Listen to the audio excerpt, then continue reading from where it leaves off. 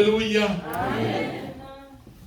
J'aime souvent quand notre sœur Liliane crie Alléluia. Est-ce que tu peux crier Alléluia? Ndakunda cyane mushiki wacu Liliana iyo avuze Alléluia, mbega niwo tubwirira Alléluia.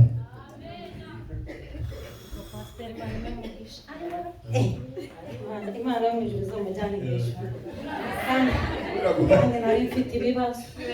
Amen. Haleluya. Amen. Haleluya. Amen. Haleluya. Hallelujah! Hallelujah! Yongeje nani? Alléluia. Amen. On acclame notre Seigneur. Amashyi Imana. Indirimbo Pastor agira aririmbe ivuga ngo kubyo wadukoreye byose tuguhaye ishimwe, tugushimira n'ibyo uzodukorera kuko nta kindi dufise two kwitura kubyo dukorera atari imitima yacu. Namasora sali azangi yeloko ya kopesa yoe nakamati kaka motema nangai mobimba nakumisi yoe nasanjoli yoe papa kumama libera namosoyo sali nazangi yeloko ya kopesa yoe nakamati kaka motema nangai mobimba nakumisi yoe nasanjoli yoe papa kumama libera. Oh, napesa yo nini Zambe nangai napesa yo nini napesa yo nini Zambe nangai napesa yo nini. Oh, napesa yo nini Zambe nangai napesa yo nini napesa yo nini Zambe nangai napesa yo nini. Hallelujah. Zambe nangai napesa yo nini. Oh, napesa yo nini Zambe nangai napesa yo nini. Que Dieu vous bénisse. Imana ibahezagire. Je vous salue tous au nom de notre Seigneur et Sauveur Jésus-Christ de Nazareth. Nzabaramukije mwese mu izina ry'Umwami n'Umucunguzi wacu Yesu Kristo. Merci à la servante de Dieu, Maman Jackie. Dushimiye umukozi w'Imana Mama Jackie.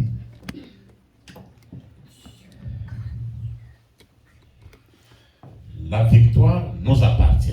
Intsinzi ni gwacu. C'est le thème d'aujourd'hui.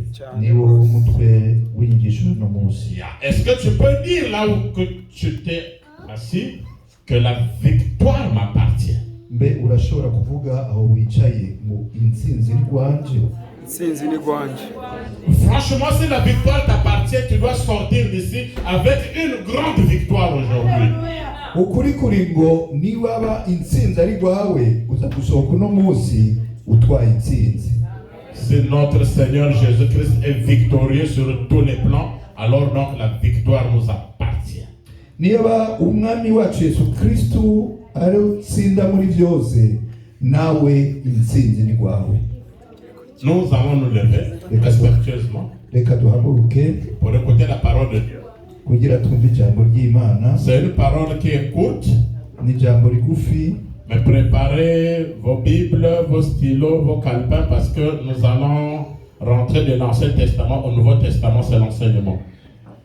ariko mutegure amakaramu yanyu n'ibitabo na Bibiliya kuko turaza kwinjira mu majambo menshi kuva mu isezerano rya kera gushika no mu isezerano risha kuko ni inyigisho irambuye. Apocalypse, Ibyahishuriwe Yohana chapitre 19, igice ca 19 versets 11 à 14. kuva ku murongo wa 11 gushika ku murongo wa 14. Je crois vous avoir donné le passage du dimanche passé. Nibaza ko nari nabibabwiye ku munsi w'Imana uheze. Apocalypse, Ibyahishuriwe Yohana chapitre 19, igice ca 19 versets 11 à 14. kuva ku murongo wa 11 gushika ku murongo wa 14. Amen. Ndasoma mu izina rya Yesu. Mbona ijuru ryuguruye kandi mbona ifarasi y'igitare, uyivyagiye ko yitwa Mwizigirwa, irindi ni Munyakuri. Aca imanza akarwana intambara mu bugororotsi.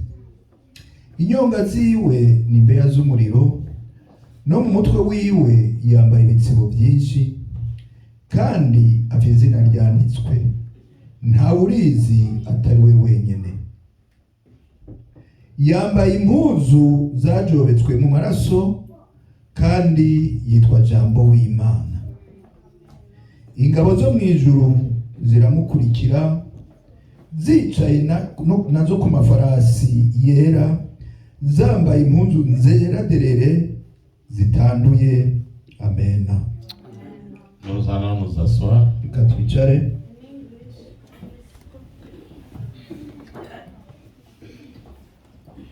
Elle demande à ce qu'on puisse aussi lire en anglais.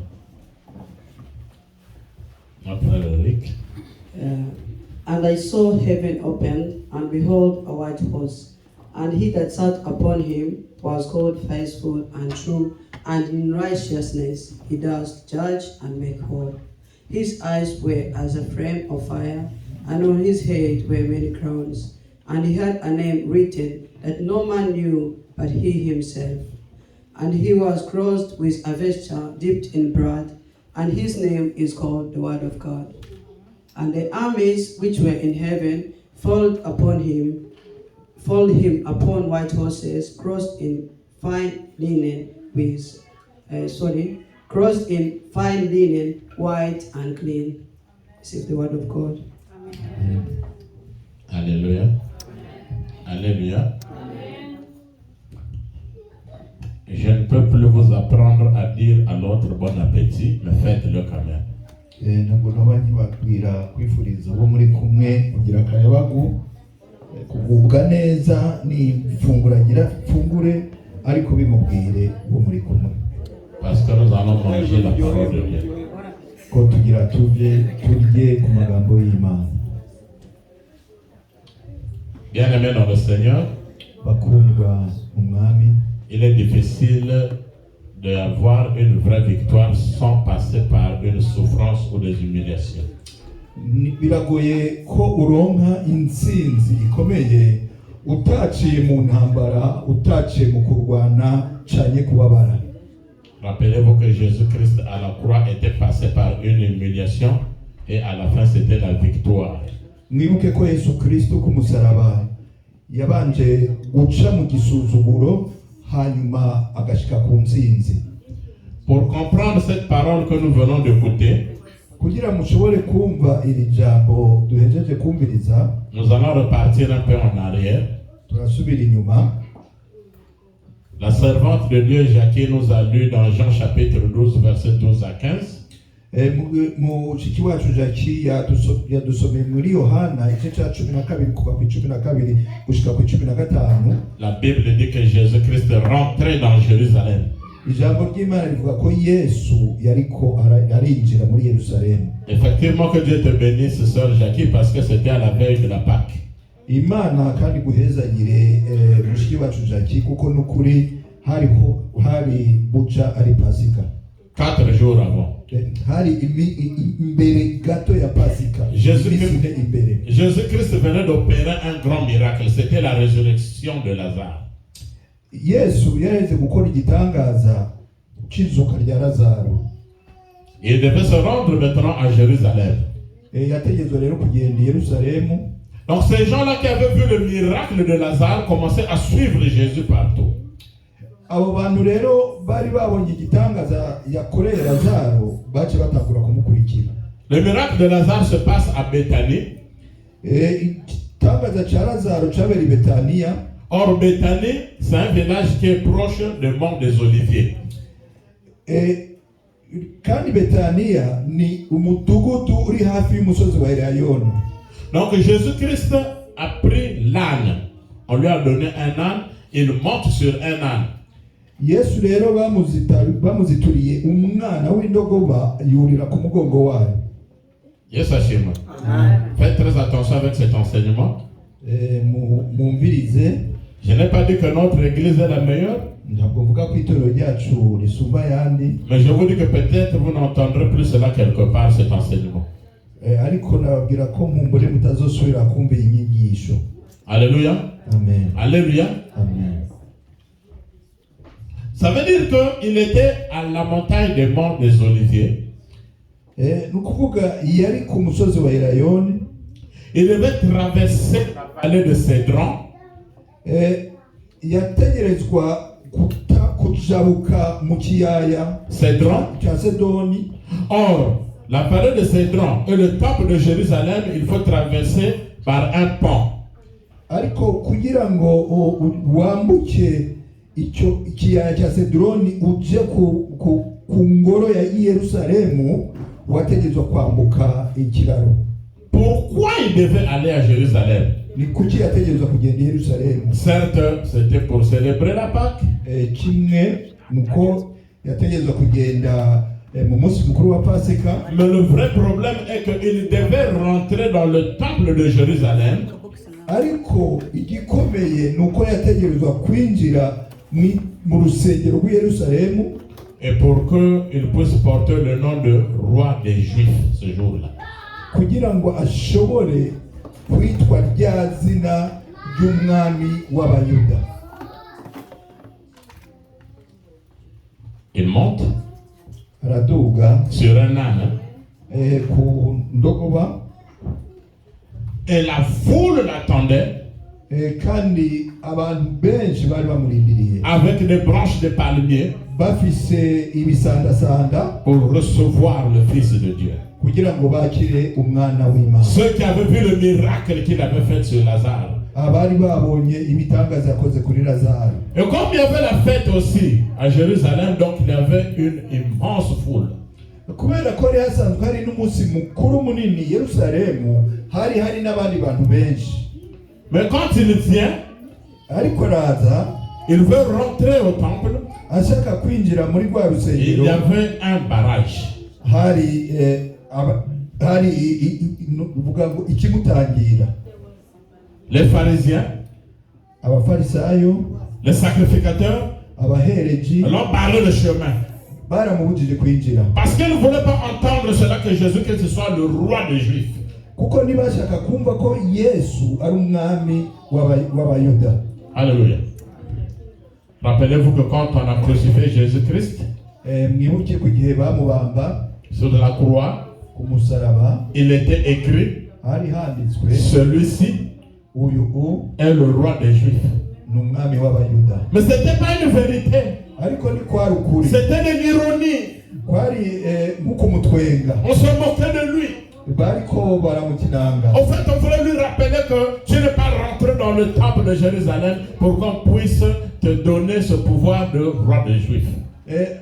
Kwari nk'uko mwibutsa yuko atabashije kwinjira mu ngoro Yerusalemu ngo bamushireko ikamba yuko ari umwami w'Abayuda. Mais il fallait que la prophétie puisse s'accomplir. Ariko byari ngombwa ko ibyahanuwe bishika.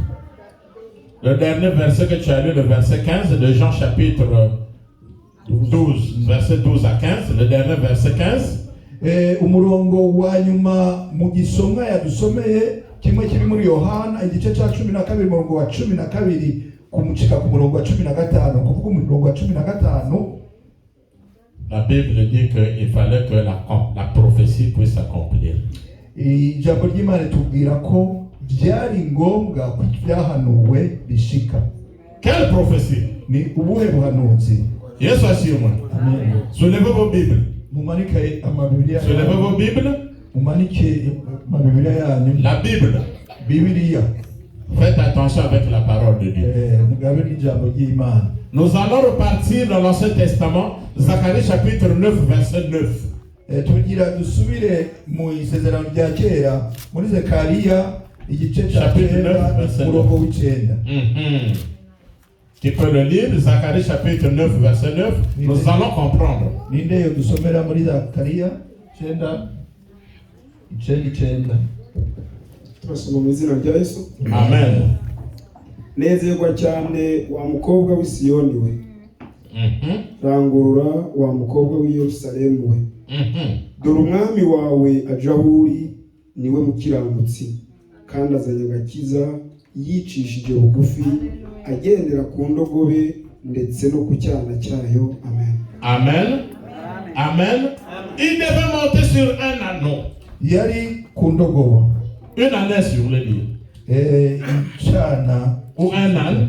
icana cy'indogoba C'est une prophétie. n'ubuhanuzi bwa Zacharie avait vu cela beaucoup des années avant. Zakariya yabibonye kera imyaka myinshi imbere yabo. Yesu ashimwe. Amen. La prophétie, Ubuhanuzi la vision. ubuyerekwa. Alors, quand vous avez des prophéties, il faut que ce soit des prophéties correctes, justes et nettes. Iyo ufise ubuhanuzi ni byiza ko ubuhanuzi bw'ukuri bugaragara kandi bushika. Demandez au Seigneur Jésus-Christ de vous ouvrir les yeux pour que vous puissiez voir aussi comme Jean avait vu ce jour-là. Musabe umwami Yesu abugurura amaso nk'uko Yohani yabonye mu gihe yari muri cya kigwa cy'Ipatimosi. C'est le même Dieu qui existe. Niyo Mana yari n'uno munsi. Zacharie avait prophétisé, il n'y avait pas encore la présence du Saint-Esprit. Zakariya yari yarahanuye kandi icyo gihe ntiyagendana na mwemu. Mais nous avons reçu le Saint-Esprit. Ariko twebwe twararose mwemu w'Imana. Donc on peut faire plus que Zacharie. Bisigura ko ibyo twokora biruta ibyo Zakariya yakoze. Alléluia. Amen. Alléluia. Amen. Alléluia. Amen. C'est le même Dieu. Ni Imana imwe. La route est barrée. Inzira iruga. On le barre le chemin. Baramuga. Jésus-Christ a pleuré 2 fois. Yesu yarize kabiri. Même quand on l'avait frappé avant qu'il ne parte à la croix, la Bible n'écrit pas que Jésus-Christ pleura.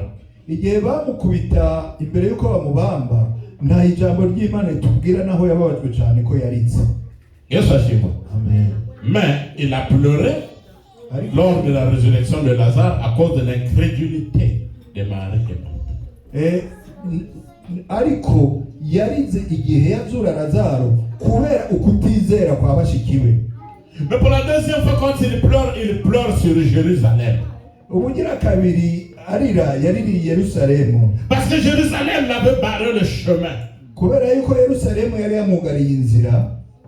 Luc chapitre 19. Luka igice cya 19. Luc chapitre 19. Luka igice cya 19. Verset 41 à 44. Kuva ku murongo wa 41 gushika ku murongo wa 44. Luc 19, 41 à 44. Luka 19, 41 gushika ku 44. Asoma mu izina rya Yesu. Mutwe amagambo aravuga ngo Yesu ari i Yerusalemu. Ageze hafi abona umurwa arawuririra ati, uyu munsi nawe iyo umenya ibyaguhesha amahoro, ariko noneho bihishijwe amaso yawe, kuko iminsi izaza ubwo abanzi bawe bazakubakaho uruzitiro, bazakugota, bazakurinda cyane impande zose, kandi bazagutsembana n'abana bawe batuye muri wowe, ntibazagusigira ibuye rigeretse ku rindi, kuko utamenye igihe wagendererewe. 41-44. Alléluia. Alléluia. Amen. C'était une prophétie que Jésus-Christ avait donnée sur Jérusalem.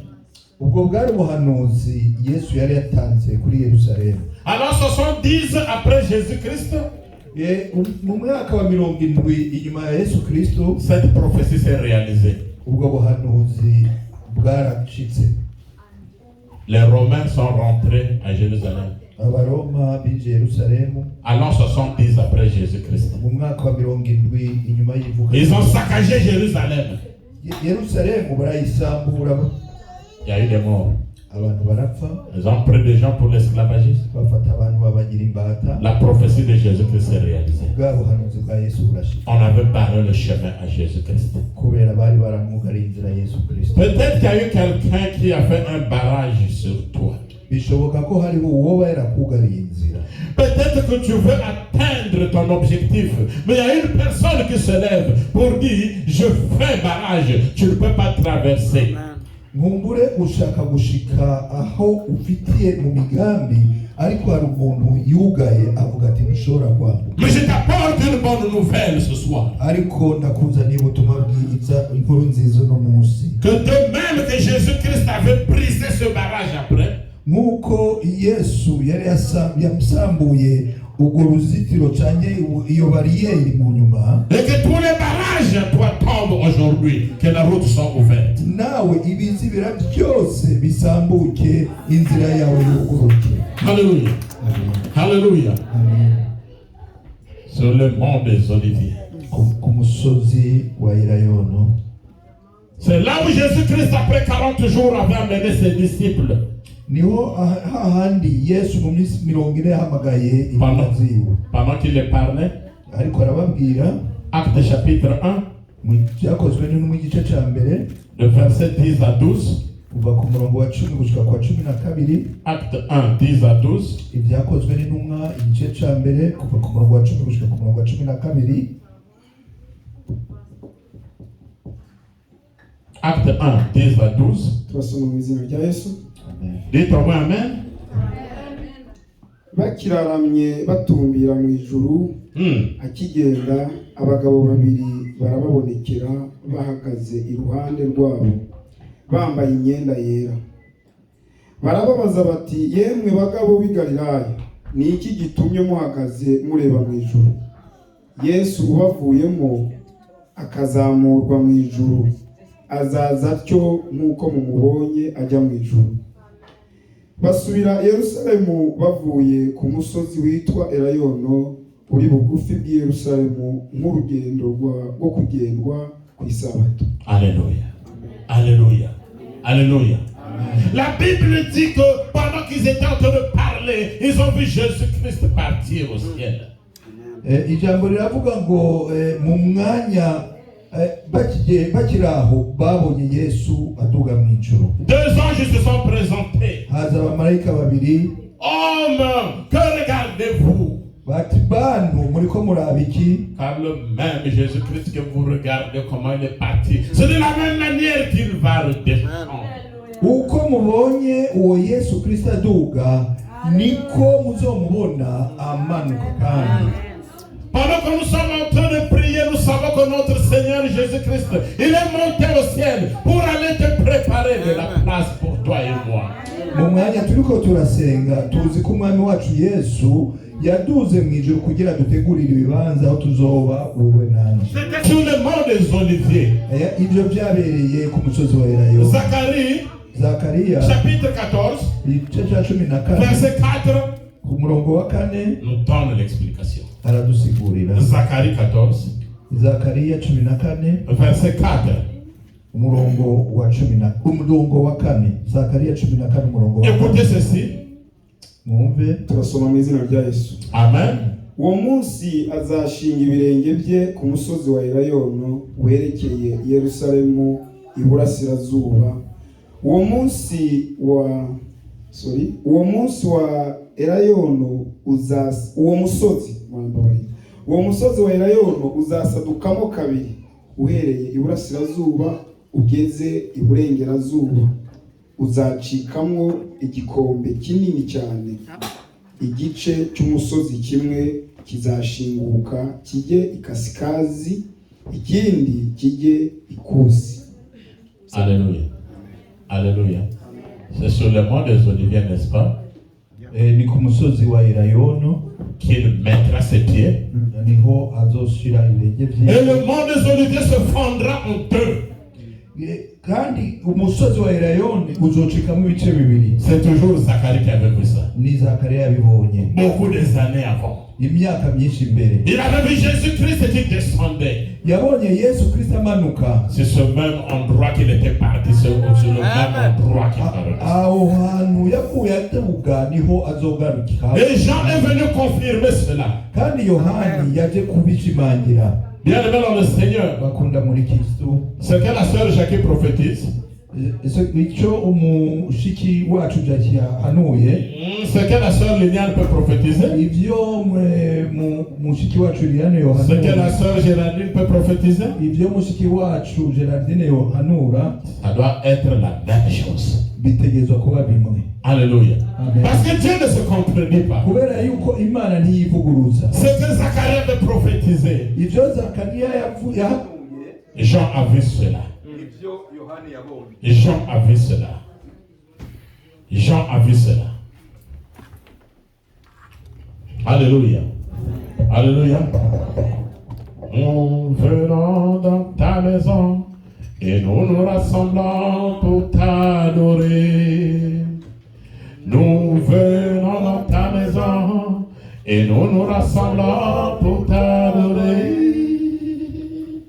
Nous venons dans ta maison et nous nous rassemblons pour t'adorer, Jésus. Oh, alléluia.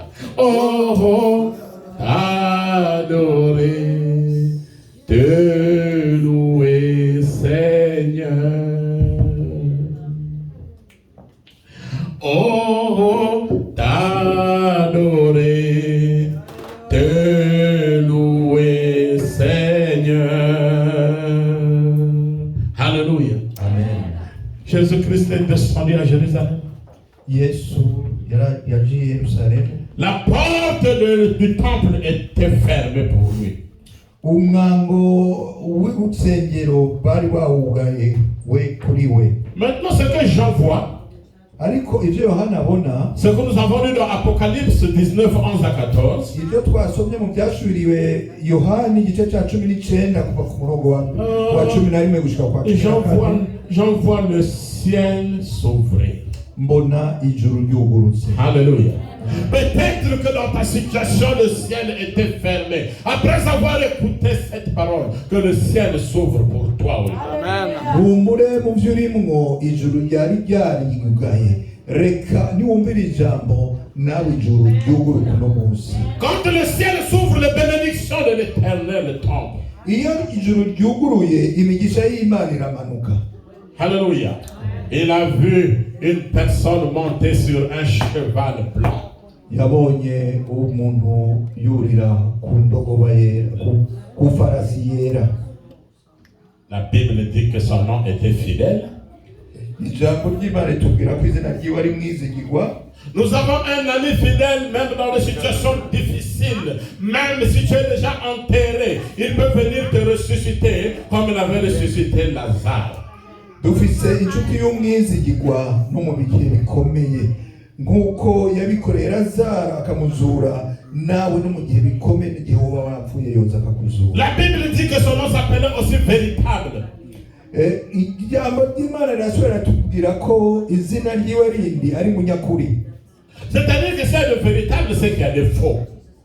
Niyaba ari munyakuri nuko ariho atabara atarabukuri. Prie-tu un Dieu véritable ou un faux Dieu? Moi, je prie un Dieu véritable. Alléluia. Amen. None wewe usenga Imana y'inyakuri cyane usenga Imana y'ikinyoma? Jewe nshima Imana y'ukuri. Écoutez la différence. Umviriza itandukanirizo. Ce monsieur était habillé en une robe, avec une robe de couleur rouge sur un cheval blanc. Uwo muntu yari yambaye ikanzu itukura yicaye ku ndogoba yera. Et Jean a vu des milliers, il n'a pas dit une armée, mais des armées. Sorry. L'armée. Sorry, on m'a dit non, mais j'ai répété ce que vous avez dit. Ok. Ok, je croyais que je me suis trompé, mais c'est vrai. Alléluia. Amen. Oui, tu as raison. Oui. Jean n'a pas vu une armée, mais il avait vu des armées. Yohana ntabwo yabonye ingabo umugwi w'ingabo, ahubwo yabonye imigwi myinshi y'ingabo. La Bible ne dit pas que c'était des anges qui étaient assis sur des chevaux. Ijambo ry'Imana ntabwo rivuze yuko ari abamarayika bari bicaye ku mafarashi. Il dit que c'était des armées. Ijambo ry'Imana tubwira ko yari izo ngabo. Or l'armée ne constituait que des gens. Ariko ingabo zigizwe n'abantu. La différence c'est que Jésus-Christ était habillé en rouge, cette armée était habillée en robe blanche. Itandukanirizo nuko Yesu yari yambaye ibitukura ariko izo ngabo zari zambaye ibyera. Yesu ashimwe. Amen. C'est le retour de Jésus-Christ. Nukugaruka kwa Yesu Kristo. Cette armée c'est toi et moi, bien-aimés dans le Seigneur. Izo ngabo ni wewe nanje bakundwa muri Kristo. Oh, la robe rouge symbolise le sang qu'il avait versé à la croix. iyo kanzu itukura isigura amaraso yari yaramenetse ku musaraba. Même si ton péché est noir ou rouge, quand tu as déjà demandé pardon, quand Jésus-Christ passe dans ta vie, tout devient blanc, et plus blanc que la neige. Alléluia. ariko kandi iyo ibyawe biba byatukuye tukutuku, Yesu Kristo akaza agaca akakugenderera, bya bindi byose bica bihindukira bikera nk'urubura. Yesu ashimwe. Yesu ashimwe. Et l'armée est en train de suivre Jésus-Christ de Nazareth. Izo ngabo zariko zirakurikira Yesu Kristo w'i Nazareti. C'est-à-dire que c'était après l'enlèvement de l'église. Ni ukuvuga cyari igihe cy'inyuma y'ituzwa ry'itorero. Or, un mari ne peut pas se déplacer, descendre pendant des années et laisser sa femme à l'église. Ariko kandi umugabo ntabwo yova mu ijuru akamanuka ku isi akamara imyaka n'imyaka yasize umugore wiwe. Alléluia. Amen. C'est Jean qui nous donne le secret. Ni Yohani aduha iryo banga. Jean chapitre 19 verset 16. Yohana igice cya 19 umurongo wa 16. Jean 19 16 Yohana igice cya 19 umurongo wa 16 nous dit ceci. utubwira. Yesu ashimwe. Amen. Jean 19 verset 16. Yohana 19 umurongo wa 16. turasoma mu izina rya Yesu. Amen. Aravuga ngo ahera ko aramubaha ngo abambwe. Jean chapitre 10, donc je dis Apocalypse 19 verset 16, s'il te plaît. C'est toujours de Jean, mais Apocalypse de Jean. Chapitre 19 verset 16. 19 umurongo wa 16. Heureusement que je commence à comprendre le Kirundi. Turasoma mu izina rya Yesu. Amen. Kandi ku mwenda we no ku kibero cye afite izina ryanditsweho ngo umwami w'abami n'umutware utwara abatware. Alléluia. Alléluia. Le nom était écrit où? Izina ryari ryanditse sur la cuisse. Alléluia. Est-ce que vous me suivez? Amen. Moranyumva? Morao? Le nom était écrit sur la cuisse. Izina ryari ryanditse ku kibero. On ne peut voir la cuisse, ce n'est que l'épouse de l'époux. Nta wundi ashobora kubona ikibero cy'umugabo cy'umugore atari umugabo wiwe. Alléluia. Amen. Amen. Et Jean représentait l'église aujourd'hui. Kandi Yohana yarahagarariye itorero muri uwo mwanya. Il a vu sur la cuisse de notre époux Jésus-Christ de Nazareth. C'était écrit Seigneur des Seigneurs, Roi des Rois. Alléluia. Ku itako ryo hari handitse umunyacyubahiro, umwami w'abami. C'était pas seulement sur la cuisse, même sur son habit. Roi des rois, Seigneur des seigneurs. Nta nubwo hari ku kibero, hari no ku mpuzu umunyacyubahiro, umwami w'abami. C'était un plan de Dieu pour qu'il ne rentre pas dans le temple de Jérusalem avant. Wari umugambi w'Imana kugira bamuzibire ntiyinjire mu rusengero rw'i Yerusalemu mbere. Parce que s'il rentrait, il devait seulement être couronné roi des Juifs. C'est fini. Kubera ko iyo yinjirayo bari kumwambika ikamba ry'ubwami bw'abayuda gusa. Alléluia. Amen. Mais là, quand Jean l'a vu descendre avec une armée, ariko muri iki gihe Yohana yamubona amanutse aherekejwe n'ingabo, il descendait encore sur le mont des Oliviers. yaramanutse kandi ku musozi wa Elayono, prendre encore la même direction vers le temple de Jérusalem. asubira gufata ya nzira igana ku rusengero rw'i Yerusalemu. Psalm chapitre 24. Zaburi ya 24 verset 7 à 10. umurongo w'indwi gushika ku murongo wa 10. Chapitre 24 7 à 10. Psalm. Zaburi 24 umurongo 7 à 10. umurongo w'indwi gushika ku murongo w'10. Écoutez ce que ça veut dire. Mwumve ibyo bivuga. Psalm 24 7 à 10. Zaburi 24 umurongo w'indwi gushika. Vas-y mon frère. Mwamarembo mwe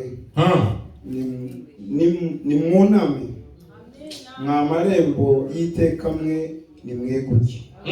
kugira ngo umwami w'icyubahiro abyukuruke. Uwo mwami w'icyubahiro ninde? Ni Uwiteka ufite imbaraga n'amaboko. Ni Uwiteka ufite amaboko yo kurwana. Mwa marembo mwe nimwunamuke, mwa marembo y'iteka mwe nimweguke, kugira ngo umwami w'icyubahiro abyukuruke. Uwo mwami w'icyubahiro ninde? Uwiteka Nyiringabo niwe mwami w'icyubahiro. Sera. Haleluya. Porte élevée pour les trous. Imyango marembo ni mu Le roi du roi fasse son entrée. kugira ngo umwami w'abami yinjire. La porte qu'on avait fermée avant, wa mwango bari bamugariye mbere, et maintenant quand il vient avec nous, la porte est ouverte. icyo igihe nacu ubu azaranye natwe ya marembo aruguru. Porte élevée pour les trous. Marembo ni mwuguruke Que le roi de gloire fasse son entrée. kugira ngo umwami w'abami yinjire. Qui est le roi de gloire? Ni ene umwami w'abami? L'Éternel qui combat pour toi. Ni umwami Yesu akugwanirira. L'Éternel puissant. Uhoraho w'imbaraga. Aucune personne ne peut avoir la puissance devant toi. Nta muntu n'umwe ashobora kugira imbaraga imbere yawe. Aucune personne ne peut prendre la place de Dieu sur ton problème. Nta muntu n'umwe ashobora gufata ikibanza cy'Imana mu kibazo cyawe. Vous savez, murabizi, ça me fait parfois rire. Rimwe rimwe birantwenza. Je traverse la rue, ndiko ndamuka ibarabara, je vois qu'il y a une bande blanche, mbona hari une ligne blanche, umurongo wera, et je sais que je suis prioritaire. Ndabizi ko ari jewe mfise uburenganzira. Je traverse, ndiko ndamuka. Il y a un véhicule qui arrive haza imodoka avec puissance. iza yihuta. Le véhicule a la puissance, mais moi j'ai l'autorité. Ya modoka ifise imbaraga ariko nanjye mfise ubushobozi. Alléluia. Et parfois je traîne même le pas, je sais qu'il ne va pas m'écraser, il a peur de l'autorité. Rimwe rimwe ngenda buke buke kubera yuko iza gutinya bwa bushobozi. Cette ligne blanche est faite par des autorités, la police.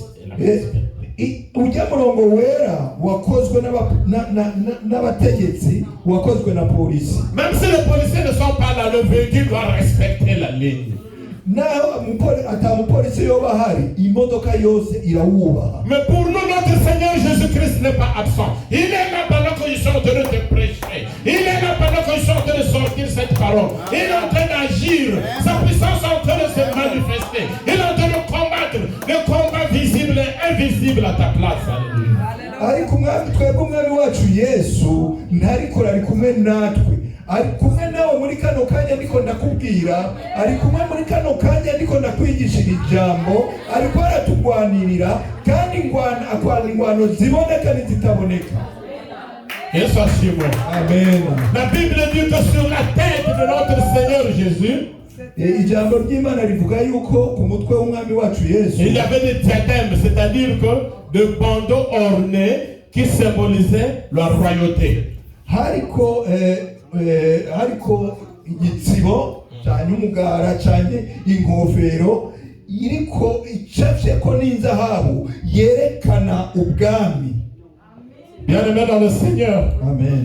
le cortège de ton mariage ne peut pas être plus important que le cortège de Jésus-Christ avec toi. Le cortège de ton mariage, quand tu avais fait le mariage, ne peut pas être plus important que le cortège que j'avais. Bakundwa, cortège nza kuyita ngwiki. Wa munsi mukuru, munsi wagira mariage, warukurikirane rw'imodoka ntabwo rushobora kugira agaciro kangana n'urukurikirane ruzoba icyo gihe Yesu Kristo aje. Alléluia. Même si tu vois un président qui est en train d'être sous escorte, naho ubona umurongo werekeje perezida, il est en train d'être escorté, il y a un cortège, urabona ko bariko baramuherekeza, imiduga ari myinshi. ne l'envie pas. Ntuze umwifuze. Dis que mon tour arrive. Uzumubwira ati igihe cyanjye umunsi wanje uzoshika. Moi je serai dans le vrai cortège du roi de roi. Jewe nzoba ndi muri cortège y'umwami w'abami. Car le cortège de président aura fait sur la terre. umunsi ukugaruka kwa Yesu Kristo ikorteje y'izo bimanutse ku isi. Mais nous étions derrière le roi de roi. Twebwe twari nyuma y'umwami w'abami. Qui descend. Tumanuka. La Bible dit Jambo ry'Imana riravuga que son nom était la parole. Ko izina ryiwe ryari jambo. Son nom était la parole. Izina ryiwe ryari jambo. Relis encore Apocalypse 19. Subiramwo usome mu byahishuriwe Yohani igice cya 19. Yeah. Verset 11 à 14. Ku murongo wa 11 gushika kwa 14. Apocalypse 19, 11 à 14. Ibyahishuriwe Yohani 19 kuva ku murongo wa 11 gushika kwa 14. turasomana none mu izina rya Yesu. Amen. Mbona ijuru rikinguye kandi ngiye kubona mbona ifarashi y'umweru uhetswe nayo yitwa uwo kwizerwa kandi uw'ukuri. Niwe uca imanza zitabera akarwana intambara zikwiriye. Amaso ye n'ibirimi by'umuriro no ku mutwe we afite ibisingo byinshi kandi afite izina ryanditswe ritazwi n'umuntu wese keretse we wenyine. Yambaye umwenda wimitswe mu maraso kandi yitwa Jambo ry'Imana. 14 aussi. Ok, on dit que son nom était la parole. Yeah. C'est ça? Yeah. Amen. Amen. Amen. Amen. Amen. Amen. Mais la parole, c'est la parole que tu tiens. Tu as la Bible avec toi. N'abandonnez pas la parole de Dieu. Ariko jambo niryo jambo ufise mu ntoke niryo jambo ry'Imana. Rero ntuzuhe ijambo ry'Imana. Jean chapitre 1, le verset 1 nous dit Yohani igice cya mbere umurongo wa mbere qu'au commencement était la parole. ko mbere na mbere yari jambo Et la parole était avec Dieu. kandi jambo ari kumwe n'Imana Et la parole était Dieu. kandi jambo yari Imana. Oh, alléluia. Amen. Oui, au commencement était la parole. Ego mbere na mbere yari jambo Et la parole était avec Dieu. kandi jambo ari kumwe n'Imana Et la parole était Dieu. kandi jambo yari Imana. Combien de fois dis-tu la parole de Dieu? Ni kangahe usoma ijambo Il y a ry'Imana? des gens qui viennent écouter la parole de Dieu seulement à l'église. Dès qu'elle arrive à la maison, ils prennent la Bible et ils jettent. Mais tu jettes Jésus-Christ de Nazareth. Hariho abantu baza kumviriza ijambo ry'Imana gusa mu rusengero bashika muhira bakariterera. Utere icyo utereye ni Yesu Kristo w'i Nazareti. La Bible que vous avez, c'est comme un téléphone qu'on t'a donné. Il faut activer le téléphone. Iryo jambo ry'Imana ufise iyo Bibiliya ufise ni nka telefone baguhaye yatsa iyo telefone. C'est-à-dire que si tu lis la parole avec conviction, même les miracles que tu cherches se déclenchent en ce moment. Ni ukuvuga usomye ijambo ry'Imana n'ukwizera ni ukuvuga bya bitangaza usengera biri aho nyene birikora birakore kubwo nyene. La Bible dit à Jean, dans Jean, l'Apocalypse, que la parole que tu as vue est vraie. Kandi ijambo ry'Imana mu byahishuriwe Yohani riravuga ngo kandi ijambo wabonye ni ukuri. Pourquoi donc Jean a vu Jésus-Christ sur un cheval? Ni kubera iki Yohana yabonye Yesu Kristo ku ifarashi? Ce n'était plus sur un âne comme la première entrée à Jérusalem. Ntabwo hari hakiri ku cana cy'indogoba nka cyagiye yinjira muri Yerusalemu. C'était sur un cheval. Hari ku ifarashi. Oh. Et tous ceux qui le suivaient étaient aussi sur des chevaux. Kandi n'abamukurikira bose bari ku mafarashi. Yes, Amen. Donc Dieu garde des chevaux au ciel. None Imana ifise amafarashi mu ijuru. Est-ce que quand Jésus-Christ est mort, on l'avait enterré, il avait une robe rouge? Ceux qui avaient les robes blanches, ils les ont trouvés où? Imam, chez Dieu au ciel. Dieu aussi couturier. Alléluia. None Yesu igihe yapfa bari bamwambitse impuzu itukura aja mu ijuru yatwaye impuzu itukura. Iyo myambaro yera bari bamuherekeje babikuye ku Mana. Ni Imana ifise abashona. Alléluia. Ça veut dire que vous qui cherchez, que ce soit les enfants, que ce soit l'argent, que ce soit la joie, que ce soit la paix, que ce soit les maisons, il y en a au ciel chez Dieu là-bas. Alléluia. Ni ukuvuga yuko ibyo byose murondera baba bagabo baba bana baba amazu baba imyambaro biriho mu ijuru. Et l'escorte devait prendre le même chemin. kandi abamuherekeje bategerezwa gufata inzira imwe nawe. Cette fois-ci, le temple ne peut pas être fermé. Ubu bwa kabiri rero ntabwo rwa rusengero rwashobora kuba rwugaye. Je vous apprends que le couronnement de Jésus-Christ se fera dans le temple à Jérusalem. Ndabamenyesha yuko ukwambikwa ikamba ry'ubwami bya Yesu bizoza kubera mu rusengero i Yerusalemu. La Bible dit que c'est Dieu lui-même qui va le couronner Seigneur de Seigneur, Roi de Roi. Et nous allons voir cela de nos yeux. Nous allons voir Dieu face à face ce jour-là. Ijambo ry'Imana rivuga ko ari Imana yo yonyine izoza kumwambika iryo kamba mu rusengero i Yerusalemu. Kandi natwe niho tuzoba turi, tuzobibonesha amaso yacu. Uwo munsi tuzobona Imana amaso ku yandi. Et les foules viendront pour l'adorer. N'ibijuru byose n'abaririmbyi b'ijuru bazomanuka kugira bamuhimbaze. En ce moment-là, c'est quand il viendra régner avec nous sur la terre pendant 1000 ans. C'est ce qu'on appelle le millénaire. Icyo gihe rero ni cya gihe azomanuka kukanzanya natwe mu isi imyaka 1000. Satan sera où? Satani azoba ari, il sera attaché. Azoba aboshwe. Apocalypse chapitre 20. Mais ibyahishuriwe Yohana, nous allons vers la fin. Turiko turarangiza. Apocalypse 20. Ibyahishuriwe Yohana igice cya 20. Verset 1 à 3. Kuva ku murongo wa 1 gushika wa 3. Apocalypse 20, 1 à 3. Ibyahishuriwe Yohana 20 umurongo wa 1 gushika wa 3. Turasoma mu izina rya Yesu. Amen. Mbona marayika amanuka ava mu ijuru afite urufunguzo rufungura ikuzimu, afite n'umunyururu munini mu ntoke ze. Afata cya kiyoka nicyo yanzoka ya kera ariyo mwanzi na Satani, akibohera kugira ngo kimare imyaka 1000, akijugunya ikuzimu, arakinga, ashyiriraho ikimenyetso gifatanya kugira ngo kitongera kuyobya amahanga kugeza aho iyo myaka 1000 izashirira. Icyakora nishira gikwiriye kubohorerwa kugira ngo kimare igihe gito. Alléluia. Amen. Alléluia. Amen. Alléluia. N'ayez pas peur du diable Satan. Ntimugatinye umugwanizi Satani. Vous savez, dans 2 Thessaloniciens, chapitre 2, le verset 8.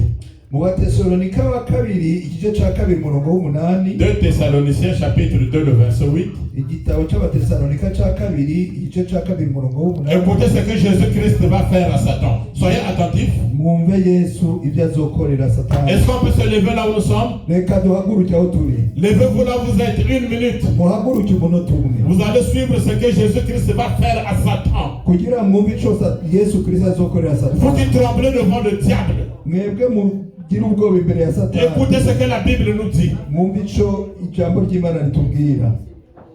Nibwo wa mugome azahishurwa, uw'umwami Yesu azicisha umwuka uva mu kanwa ke, akamutsembesha kuboneka ko mu kuza kwe. Alléluia. Amen. Je pense qu'on devrait acclamer le Seigneur Jésus-Christ. Avec un souffle, il fait le souffle seulement, Satan va tomber dans l'enfer. Merci. Que Dieu vous bénisse. Amen. Azohuha rimwe Satani azoca yikubita hasi. Jésus-Christ ne va même pas se battre avec Satan. Amen. Jésus-Christ ne va même pas se battre avec Satan. Yesu ntabwo azorinda kurwana na Satani. Le souffle. Azohuha rimwe. Yesu ashimwe. Amen.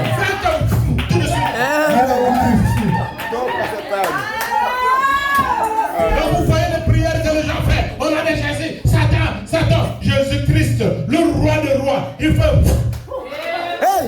Direct à l'état de feu.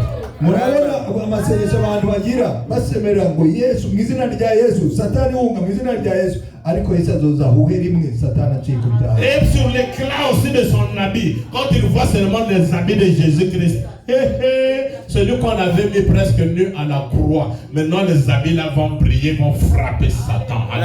N'impuzu ziwe wa wundi bari bambitse ubusa ku musaraba, impuzu ziwe zizoba zica ibibatsi na Satani niyazibona zohunga zogira ubwoba. Yesu ashimwe. En ce moment-là, nous allons rentrer dans le temple avec notre époux Jésus-Christ. Muri icyo gihe tuzokwinjirana mu ngoro y'Imana hamwe n'umugabo wacu Yesu Kristo. Au sortir de ce temple de Jérusalem, nous allons le traverser. Tuzosohoka tujabuke muri iyo ngoro ya Yerusalemu. Nous allons nous diriger vers la montagne des Monts des Oliviers. Tuduge twese ku musozi wa Elayono. Suivez-moi bien, c'est là où se fera maintenant le mariage entre l'époux et l'épouse qui est l'église. Aho niho hazobera ubukwe bwa wa mugabo na wa fiancé wiwe ari ryo torero. Yesu ashimwe. Amen. Et c'est en ce moment-là que va commencer la fête. Naho tuzoca tutangurira umunsi mukuru. Les noces de l'agneau. Wa munsi mukuru w'umwagazi. 1 an. Umwaka umwe. 2 ans. Imyaka 2 1000 ans de fête. Alléluia. Amen. Oui, vous qui fêtez pendant 2 jours anniversaire, oui c'est bien. Vous allez faire la fête du mariage 3 jours, c'est bien. Toutes ces fêtes-là n'ont pas beaucoup de gros sens. Il y aura une grosse fête qui va durer pendant 1000 ans avec notre époux Jésus-Christ de Nazareth. Alléluia. Nega ni umunsi mukuru, umunsi umwe ngo ni anniversaire, iminsi 3 ngo mariage. Iyo ni iminsi mikuru nako ni byiza. Ariko hazoba umunsi mukuru ukomeye, tuzoba turi kumwe na wa mugabo wacu, uzomara imyaka 1000 twishima. Yesu ashimwe. Moi je peux écouter même les gens m'insulter, ça me dit rien. Jewe nshobora kumva abantu kanibimbabaza. Je peux entendre même les gens dire c'est un imbécile ce pasteur. Je dis gloire à Dieu. Parce que justement je dois supporter pour ne pas rater cette fête de 1000 ans.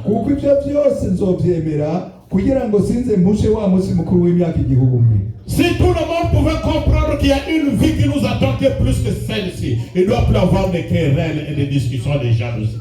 Yoba abantu bose bari bazi ko hazoba umunsi mukuru n'imyaka 1000 turindiriye, ntabwo abantu bosubira mu ntonganya n'amashari.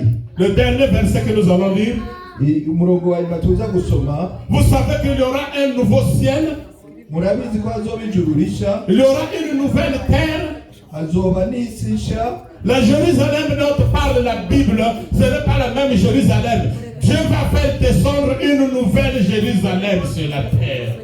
Yerusalemu rero batubwira nizoba ari Yerusalemu hari buno munsi, Imana izomanura Yerusalemu nsha mw'isi. Apocalypse 21, Ivyahishuriwe Yohana 21, verset 1 à 5, nous allons finir par là. Umurongo wa mbere gushika kwa 5 ari naho turangiriza. Apocalypse 21, Ivyahishuriwe Yohana 21, verset 1 à 5, kuva ku murongo wa mbere gushika kwa 5. nous dit, atubwira, suivez, mukurikire, nous allons atterrir tous. Mukurikire turangize twese. Mutwe w'amagambo uravuga ngo iby'ijuru rishya n'isi nshya. Mbona ijuru rishya n'isi nshya, kuko ijuru rya mbere n'isi ya mbere byari byashize n'inyanja yari itakiriho. Mbona ururembo rwera Yerusalemu nshya rumanuka ruva mu ijuru ku Mana, rwiteguwe nk'uko umugeni arimbishirizwa umugabo we. Nuko ijwi rirenga rivuye kuri ya ntebe rivuga riti, dore ihema ry'Imana riri hamwe n'abantu kandi izaturana nabo bazaba abantu bayo, kandi Imana ubwayo izabaha nabo ib'Imana yabo, izabaha nabo.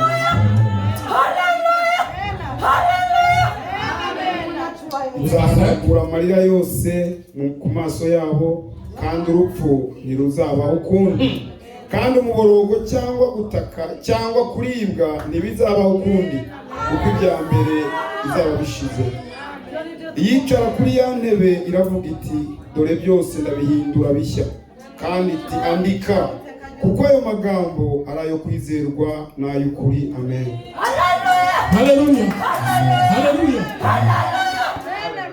Vous allez lire à la maison dans Ésaïe chapitre 25. Muze gusoma muri muhira muri Yesaya igice cya 25, verset 6 à 10. kuva ku murongo wa 6 gushika ku murongo. Ésaïe 25. Yesaya 25, 6 à 10. umurongo wa 6 gushika ku wa 10. Nous confirme que la fête va se passer sur le mont des Oliviers.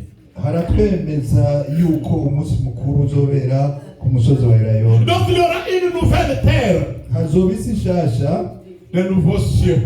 n'amajuru masha. Et Dieu va faire descendre un tabernacle Kandi Imana izomanura ameza yayo où nous allons habiter avec lui. Je serai l'enfant de Dieu. Je serai fils de Dieu. Je serai l'ami de Dieu. Je parlerai avec Dieu tous les jours. Alléluia. aho tuzobana n'Imana tuvugana nayo tuyaga nayo tuzoba abahungu bayo tuzoba abakobwa bayo tuzobana nayo imisi yose. Et la Bible dit que le tabernacle c'est comme l'habitation de Dieu dans l'Ancien Testament que Moïse avait construite. Icyo cyicaro kizoba nka rya hema riri mu isezerano rya kera rimwe Mose yari yarubatse. C'était en forme avec une tente. Yari yubatse nk'ihema nyene. C'est là où il gardait les 10 commandements. Niho yabika ya mabwirizwa 10. Il se déplaçait avec ça. Kandi agendana nabyo. Mais le tabernacle que Dieu fait descendre ariko ya hema Imana izomanuka ne va pas se déplacer. Ariko niyo ntizogenda. Nous serons là avec lui. Tuzobana nayo. C'est là où il dit niho avugira là, aho il n'y aura plus de guerre. nta ntambara zizoba zikihari. Aho nyene il n'y aura plus de maladie. nta n'indwara zizoba zikihari. Aho il n'y aura plus la mort. nta rupfu ruzoba rukihari.